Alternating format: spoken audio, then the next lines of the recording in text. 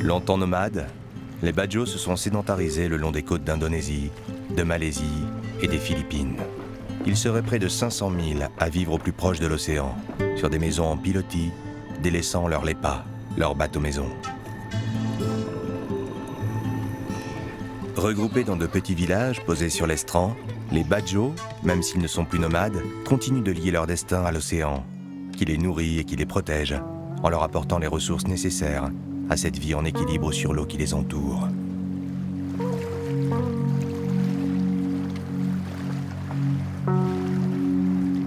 Laoda, accompagnée de son père Taodi et son fils Saodi, m'emmène dans leur village.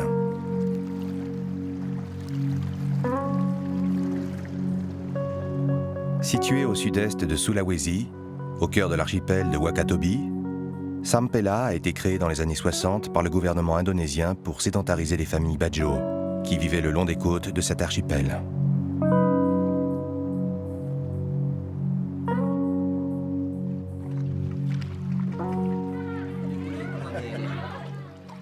Aujourd'hui, à l'image de Laoda et de sa famille, ils sont près d'1 millier à s'être installés dans le village.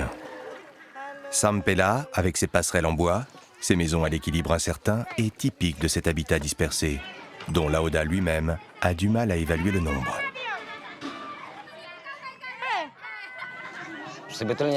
Je ne peux pas dire avec précision, mais je pense qu'il y a une bonne dizaine de villages sur pilotis juste dans cet archipel.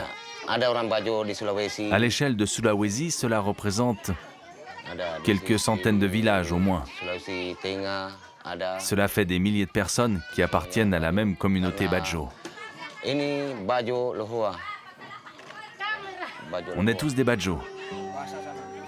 Et on parle tous le Bajau.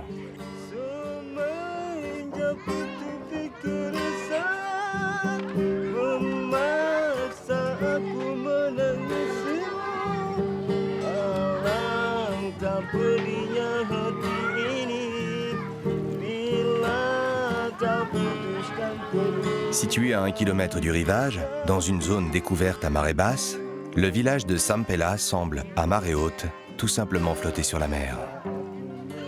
Les maisons construites sur pilotis sont reliées les unes aux autres, facilitant les échanges entre les familles.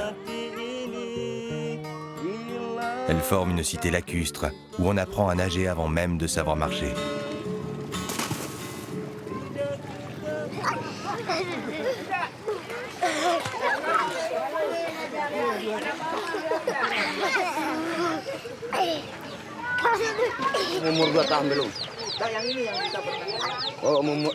Les enfants vont dans l'eau très jeunes, mais ils apprennent vraiment à nager autour de 10 ans. Ici, si tu ne sais pas nager, tu peux vite avoir des soucis.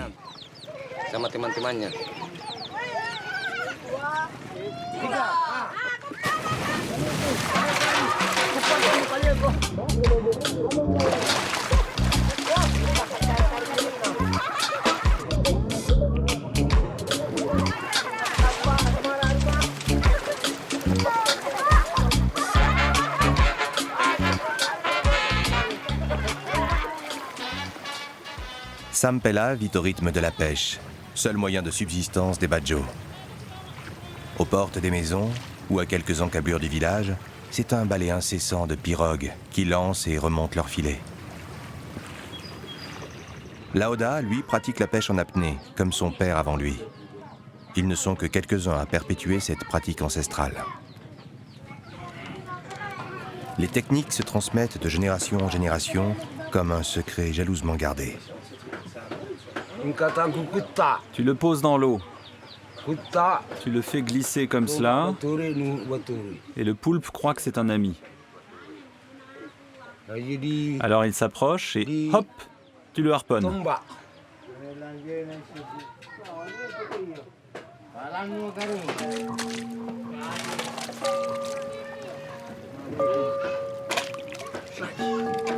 Hop.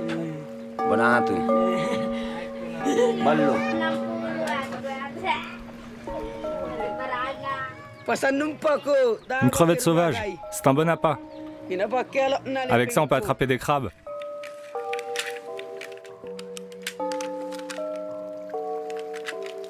Pour les Bajau, l'océan abrite toutes sortes de divinités.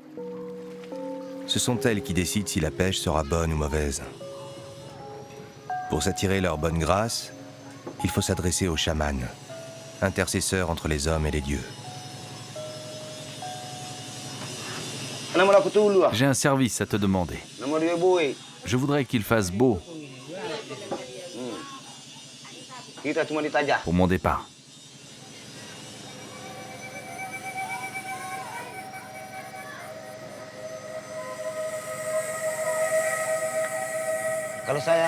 Pour moi, le chaman, c'est important.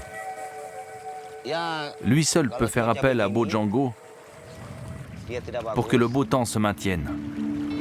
S'il fait mauvais, on ne pêche pas assez de poissons pour gagner notre vie. Bojangles est là pour nous secourir et empêcher qu'il nous arrive malheur. Mais si on ne tient pas les promesses qu'on lui fait, alors il peut se retourner contre nous. Saya percaya sama Bojangles.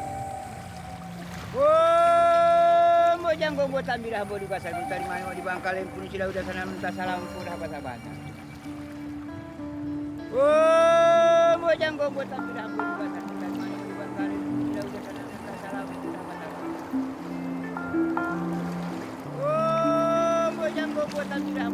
C'est une habitude pour moi d'aller faire une offrande à Bojangles, car je crois aux esprits de la mer.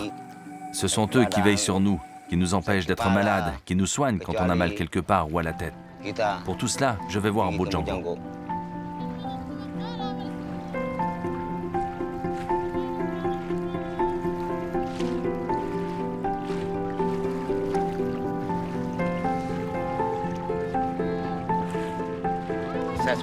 Être Bajo, c'est être un homme de la mer.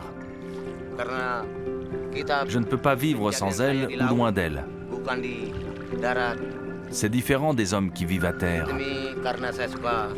Eux, ils ne sont pas comme nous. Ils ne travaillent pas sur la mer, n'ont pas la même relation avec l'océan.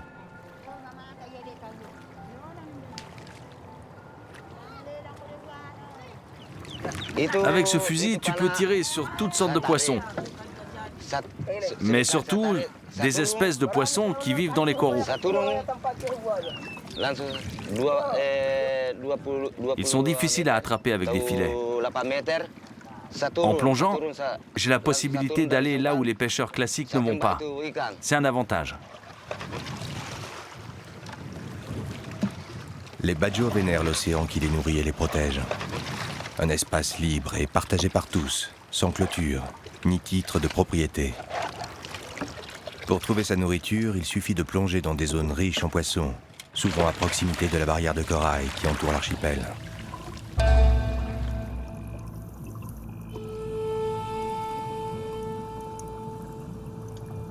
Les eaux turquoises recèlent une myriade de poissons multicolores.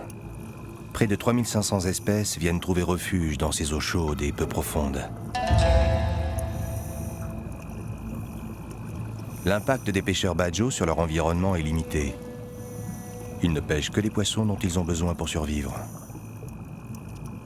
Ils plongent en apnée, conformément à des techniques qui se transmettent de génération en génération. Elles permettent à certains membres de la communauté, comme Laoda, de descendre profondément pendant plusieurs minutes.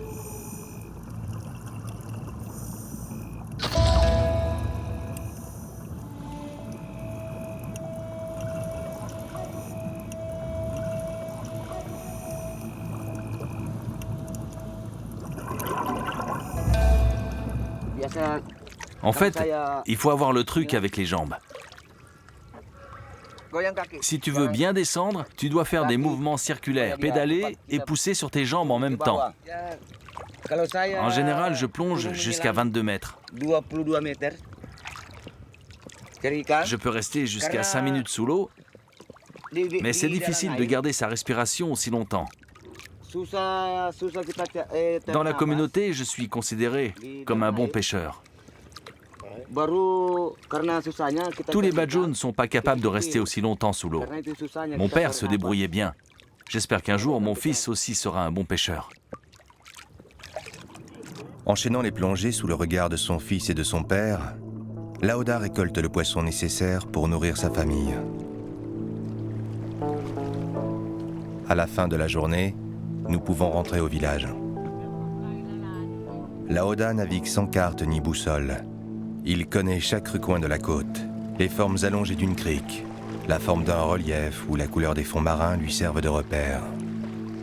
Parfois, il lui arrive de quitter le village pendant plusieurs jours, dans l'espoir de réaliser de bonnes pêches.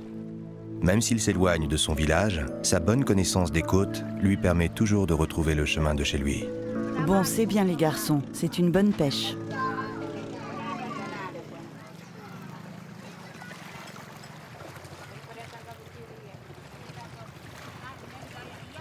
L'essentiel de la pêche du jour est partagé entre tous les membres de la famille et les amis. Le reste du poisson sera vendu au marché. Ce sont les femmes du village qui en ont la charge.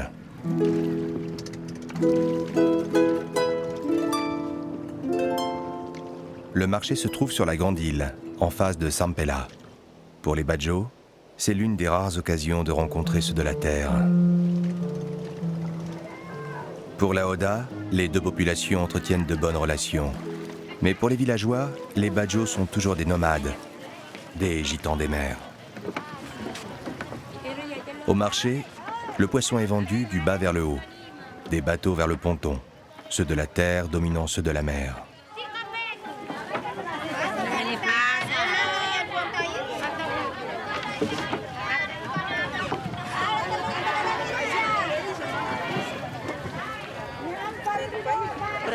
Ce n'est pas un travail d'homme. Les hommes pêchent et nous, les femmes, nous vendons ce qu'ils ramènent. Heureusement d'ailleurs, car ils ne sont pas très doués avec l'argent. La gestion, c'est plutôt un truc de filles. Et puis avec l'argent de la vente des poissons, nous achetons le riz, les bananes, les noix de coco pour la cuisine.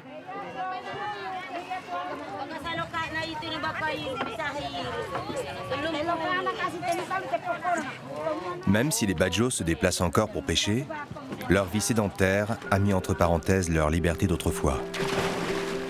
Les maisons sur pilotis, comme des bateaux immobiles, leur permettent de maintenir le lien profond qui les unit à l'océan. Leur vie de nomade est aujourd'hui un lointain souvenir que seuls les anciens du village ont encore en mémoire. Autrefois, quand nous vivions sur les bateaux, la vie était beaucoup plus dure. Trouver de quoi manger n'avait rien d'évident. On suivait les poissons pour se nourrir, on savait où ils étaient, mais parfois on se trompait. Et du coup, on n'avait plus rien à manger. Aujourd'hui, c'est différent. Tu trouves toujours de quoi manger.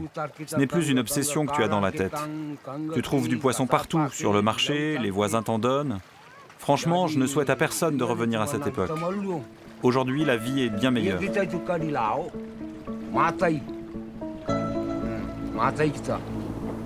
En devenant sédentaires, les Badjo ont amélioré leurs conditions de vie.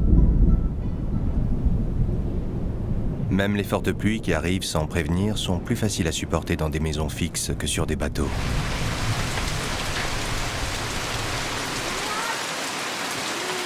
Situé à quelques degrés au sud de l'équateur, Sampela vit au rythme des tempêtes et des orages, aussi soudains que violents.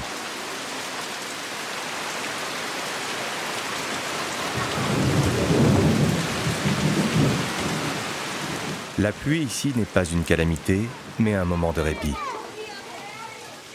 Pour se protéger, les habitants se regroupent dans les maisons. Toutes les générations s'y retrouvent et profitent de ce moment de calme pour se détendre et échanger en famille.